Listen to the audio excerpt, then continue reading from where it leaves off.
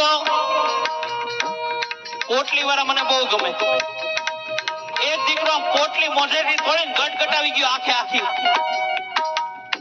અને કોથળીનો કર્યો ઘા એટલે પોટલીને વાચા આવી હો.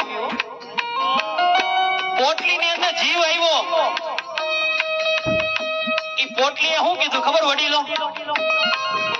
કે આજે તે મારા શરીરની અંદર એક કાણું પડ્યું છે ને, એક પંચર પડ્યું છે ને, આજે તે મારા શરીરની અંદર એક પંચર પડ્યું છે ને, પણ કાલે સવારે તારા શરીરની અંદર આતડે આતડે કાણા નો પાડી દઉં ને તો મારું નામ કોથળી નહીં બાપ.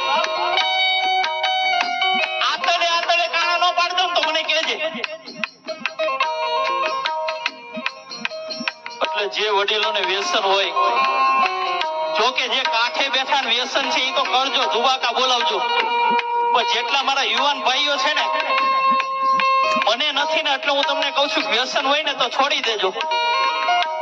કારણ કે તમારી પાછળ પણ કોક છે. તમારી પાછળ તમારા દીકરા હોય, તમારા ધર્મપત્ની હોય, એની સામું જોજો એટલે વ્યસન છૂટી જાય બાપ. કારણ કે તમે જયારે અધવચ્ચે વિદાય લઈ લ્યો છે ને ત્યારે દીકરા દીકરીઓ રખડી પડે છે હો.